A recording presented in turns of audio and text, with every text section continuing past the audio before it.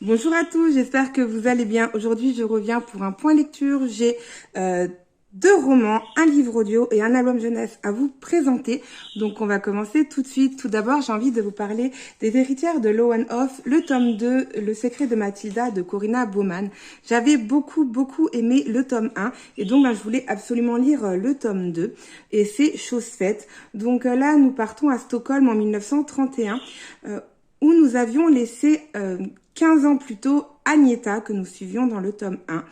Et donc en fait, on retrouve les personnages du tome 1, mais moi j'ai beaucoup aimé suivre dans cet ordre-là. Mais si vous avez envie de lire que le tome 2, eh ben ça pose clairement pas de problème, parce qu'en fait tout ce qu'on apprend dans le tome 1 reste secret et on le découvre, on le découvre ou on le redécouvre au fil des pages. Moi qui ai la mémoire d'un poisson rouge, clairement, il y avait quelques flashbacks et où je me suis dit, ah oui, c'est vrai, il s'est passé ça dans le tome 1, je m'en souviens, mais d'autres choses où je me suis dit, mais qu'est-ce qui s'est passé? Et bien évidemment, tout nous est dévoilé au fil des pages, mais ça redonne ce petit côté suspense.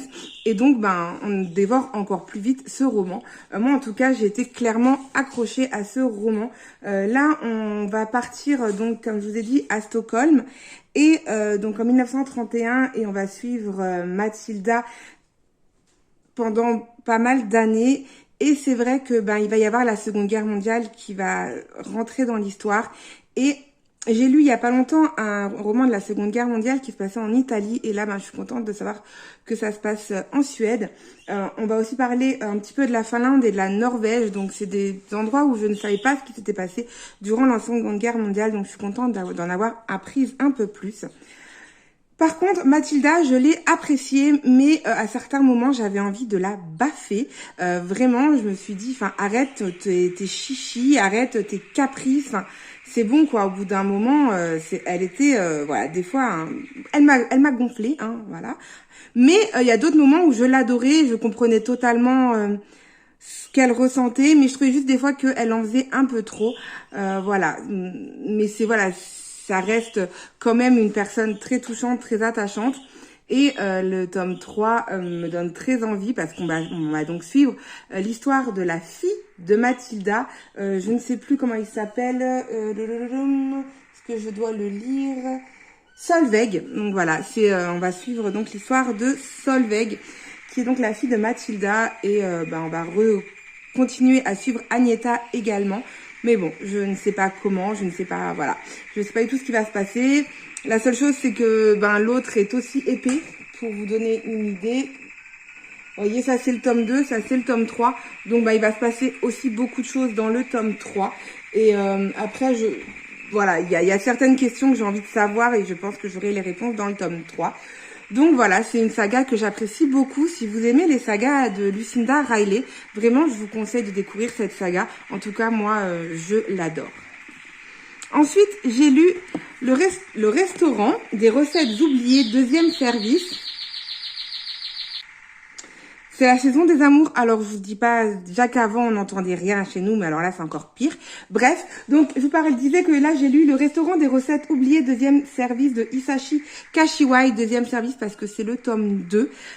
Mais vous pouvez clairement lire le tome 2 et pas le tome 1, parce que pour ceux qui ne savaient pas, qui n'ont pas vu le point de lecture où j'en parlais, en fait, ce livre est séparé en 6 parties. L'autre, je crois qu'il était séparé qu'en 5 parties. Et en fait, chaque partie égale une autre petite histoire, comme des nouvelles, en fait. Et où c'est vrai que c'est un peu redondant parce que les 3 premiers, je les ai lus d'un coup. Et après, je me suis dit, je vais lire le reste après. Parce qu'en fait, à chaque fois, on arrive aux mêmes choses, les mêmes discours, les mêmes... voilà, donc au bout d'un moment, c'est toujours pareil. Mais l'histoire en elle-même est complètement différente parce que la recette est complètement différente. Pour revenir un peu à l'idée principale, c'est que une personne, par exemple, je sais pas, adore le bœuf bourguignon. Là, c'est d'autres choses. Par exemple, je vais vous parler de celui que j'ai adoré, donc le gâteau de Noël. Donc en fait, c'est une dame qui, son fils a adoré le gâteau de Noël qu'elle avait goûté et elle a envie absolument de savoir cette texture, de savoir qu'est-ce qui va se passer, voilà. Pourquoi cet enfant a aimé ce gâteau de Noël, mais elle ne trouve plus la recette, elle ne trouve pas la recette. Et donc, elle va aller dans ce restaurant pour trouver la recette. Et bien évidemment, il va y avoir une histoire drôle, touchante, tragique. Tout dépend en fait de la nouvelle. Et à chaque fois, ça peut être très touchant, très bouleversant. Souvent, il y a le cœur qui se serre. C'est assez court, c'est en 30 ou 40 pages. On a la recette, on a l'histoire, mais ça reste quand même très bien fait. Il a été, c'est un véritable phénomène international. Et au Japon, il a eu un tel succès que c'est devenu une petite série de je ne sais pas combien de minutes où en fait on va parler de chaque histoire. Et je vois très bien ce roman en série en fait, parce que comme je vous dis, c'est des petites nouvelles. Et on a toujours les deux protagonistes principaux qui sont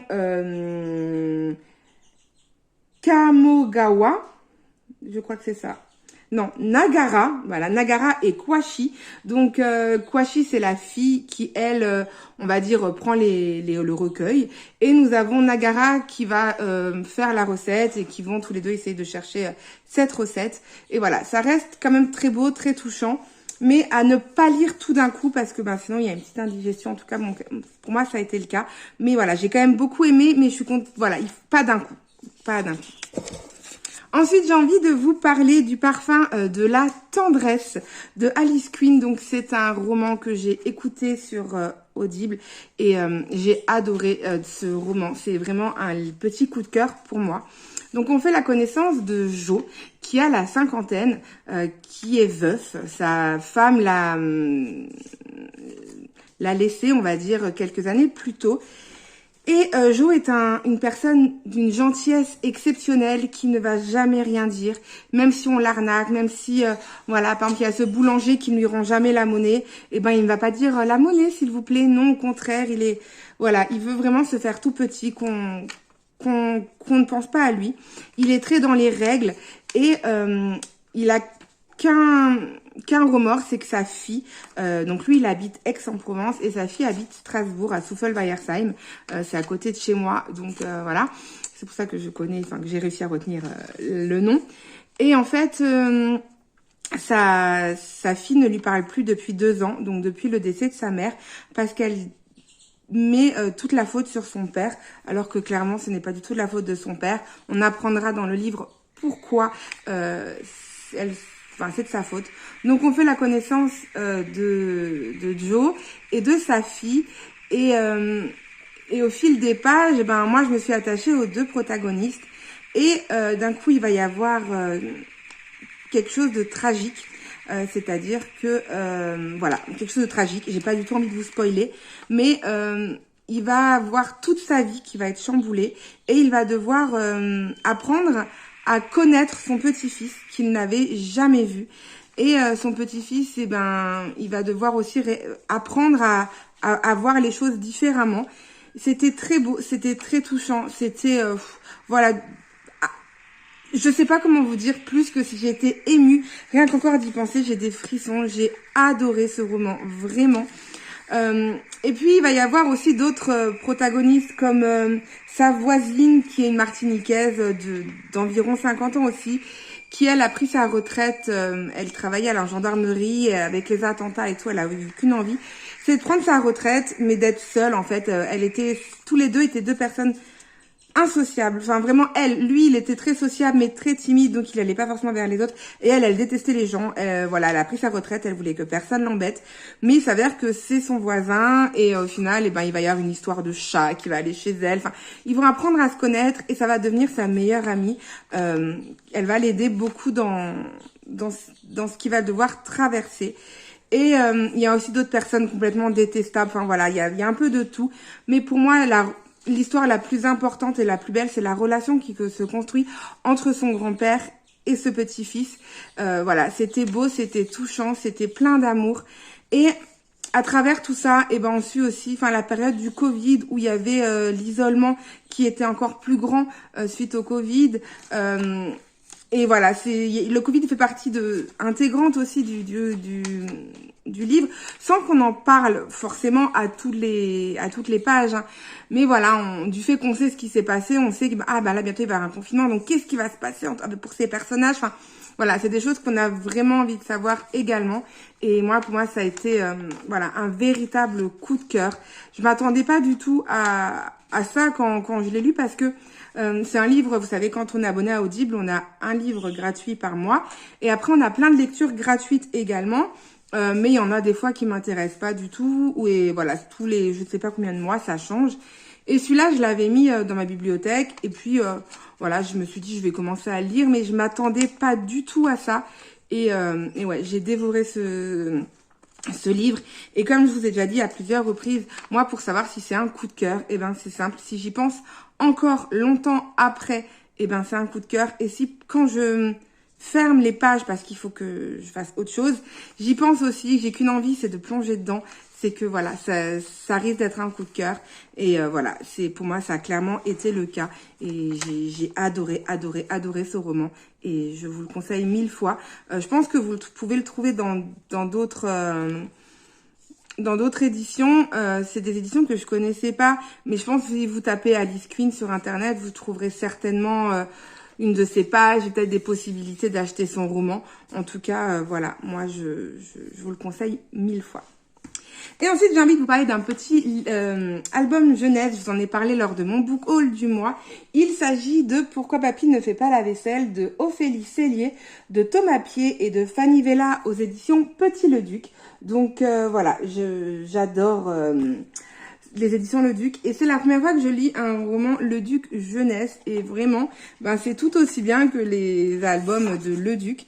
Donc là, un petit peu, voilà, pour les illustrations. Je vous montre quelques pages, je vais pas tous vous les montrer. Mais c'est vraiment un texte qui est fait pour les enfants, je dirais à partir de 3 ans, pour essayer de faire comprendre et de sensibiliser les jeunes filles comme les garçons. Il n'y a pas du tout de différence. Au fait qu'il peut y avoir des inégalités entre les hommes et les femmes et que tout le monde travaille pour que cela n'arrive plus, que les choses évoluent, mais qu'il y a encore des personnes et de l'ancien temps qui ont eu cette habitude et que voilà, ce n'est pas parce que les grands-parents vivent autrement qu'il faut qu'on vive comme les grands-parents. On peut tout à fait vivre comme nous on le veut. Et j'ai trouvé que c'était vraiment bien expliqué, vraiment bien fait. Pas du tout dans le jugement, loin de là. Moi, j'avais un peu peur de ça, justement, qu'on juge en disant « Mamie et papy, c'était pas bien, papy est méchant et tout ». Et non, pas du tout. Je m'attendais même à ce que dans le bouquin, elle aille rabrouer son grand-père. Pas du tout. C'est vraiment, il n'y a aucun jugement. C'est vraiment fait pour les enfants, pour qu'ils comprennent, peut-être même jusqu'à 5 ans, pour qu'ils comprennent que...